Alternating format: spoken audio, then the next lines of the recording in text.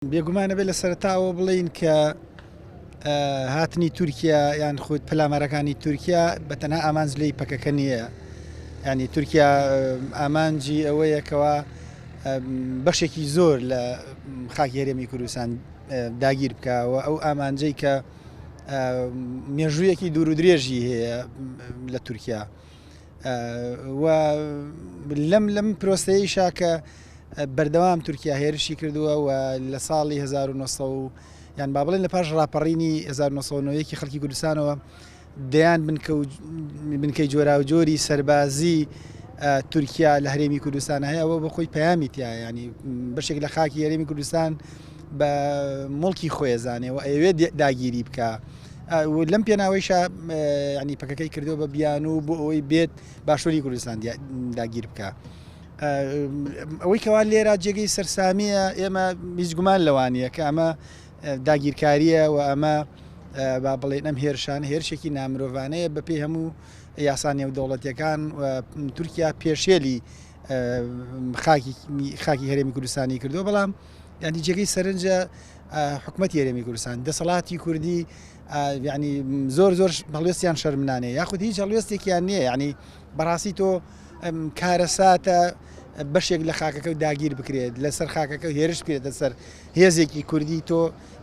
بێباک و دەسەڵات بی. ینی بەڕاستی ئەگەر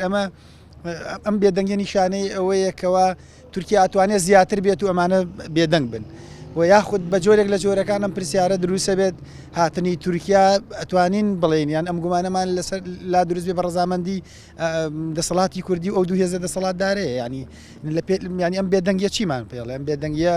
پێمانەڵێ یاخود هەر بەڕاستی ئەمان هێندە بێدەسەڵاتن کەوە لانی کەم ناتوانن ئیدانەیشی بکەن یان لانی کەم ناتوانن لای دەوڵەتانی لەسەر ئاستی جیهانی یان لەسەر ئاستی نێودەوڵەتی ئەمان فشار دروست بکەن بۆ ئەوی تورکیا ینی کۆتایی بەم لەشکرکێشیە بێنێ. بەڕاستی ئەمە جێگەی پرسیارە حکوومەتی هەرێمی کوردستان پەرلەمانی کوردستان هەتاوەکو ئێستا ئەوەی کەوا سەبارەت بەم دەست درێژی و شاڵاوانەی تورکیا و توانە ئەمە پرسیارە گەورەکەی ئەم بێدەنگە لە پای چی و هۆکاری چیە؟ ئەرکی هاوڵاتی و ئەرکی خەڵکی نووسران و ڕۆشنبیران و هاوڵاتیان ئەتوانین بڵێن ئەمان لە ڕووی ئەخلاقیەوە ئەرکێکیانەیە بە بڕای من لەم ڕۆیشەوە لە باشووری کوردستانە ئەمەرکە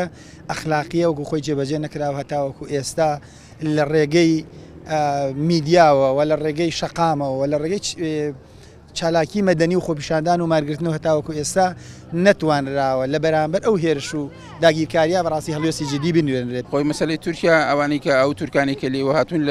لە تۆرانەوە هاتوون لە ناوچەی مەسەرم بڵین ناوچەکانی بوخارا و سەمەرقەند و ئەو ناوچانەی کەەوە هاتوون و تقریبا نزیکی 1000 ساڵێک لەمەوە پێش بۆ خۆیان کە ڕاون لەلایەن مەغۆلیەکان و کە بەشێک لە مەنگۆلیەکان لێوە ئاڵاون بەم نیشتیمانی ئێمەدا.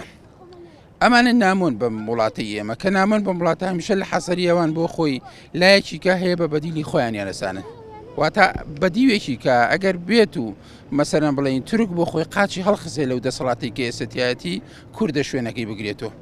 ئەم ململانەیە مەسەلەن کورد بە بەدیلی خۆی زانێ عەرەب بە بەدیلی خۆی نازانێت بۆیە سەیرەکەی هەمیشە کار لەسەرەوە کە بۆ توانەوەی کورد. ئێمە بۆ خۆمان لە مێژووە مەسەرەن بڵین شۆڕشەیەک لە دوایەکەکان هەر لە شێخ سەعید پیرانە بیگرە بۆ شێخ عوبەیدوڵڵای نەهری و ئەم بابەتانەیەکە کە هەمانە هەمیشە ئەو حەقدە قوڵەی تورک بەدیەکەین کە بەرامبەر بەنەتەوەکەمان هەیەە. مەسەلەن تورکەکان بۆ خۆیان تا ئێستا نەیانتوانی وەکو ئینسان بتوانن مامەڵە لەگەڵ دەوروبەری خۆیانە بکەن وەکو دڕندەیەک کە ئێستا بەدی ئەکرێت مەسەلەن بڵین لە ناوچەکانە بۆ کوردێک سەیرەکەی چەندین تارە هەڵەسێنێت فڕۆکە هەڵەسێنێت یا مەسەلەن بۆ خۆی یەک ناوچەکانی کە داگیرەکات ئەمانە بۆ خۆی ئەچێتەوە ئەو بابەتەی کە ئەوەی کە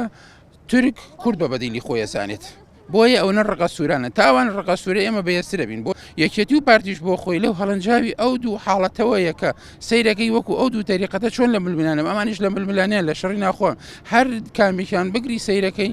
ئەبنە دەستکێشی لاکەی کە دوژمنەکانی کەمە هۆشیاری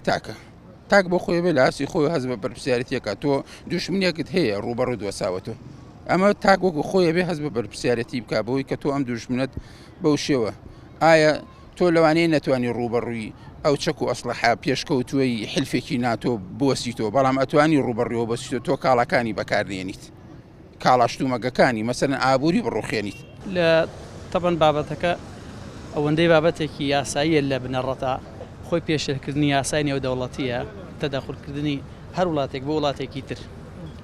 بەبێ هیچ پاساوێک تەدەخولێکی نایاساییە و پێویستە عێراق وەکو ئەوەی کە سیادەیەکی دەولی تەواوی هەیە و لە هەموو وڵاتانە بەتاتی نەتەوەیەکەوەکانی ئەترافی پێکراوە ئەبێ عێراق مووقیفی ڕوونی هەبێت و ئەم بابەتە بگەێت دادگای نێودەوڵەتی و داوا بکات کە وڵاتی تورکیا ڕوبەڕووی دادگا بکرێتەوە و سزا بدرێت. عێراق لە بەرامبەر ئەوە وەکو دەوڵەتێکی کەوت خاوەن سیادە دەتوانێت لە ڕێگای دادگای دادی نێودەوڵەتیەوە داوای قەرەبوو بکە لە وڵاتی تورکیا. لە پێش بەپێی ڕێکارەکان ئەوەیە کە پێشوەخت پێویست بەپێی ڕێکارە یاساییە نێودەوڵەتەکان ئەبێ پێشوەخت ئاگاداری کاتەوە تەنبیهی بکات لە ڕێگای دادگای نێودەوڵەتیەوە ئەگەر هاتوو بەردەوام بوو لەسەر و پێشێلکاری وڵاتی تورکیا ئەو کاتە ڕوبەڕووی دادگا کرێتەوە و عێراق مافی ئەوەی هەیە داوای قەرەبوو لە وڵاتە بکات.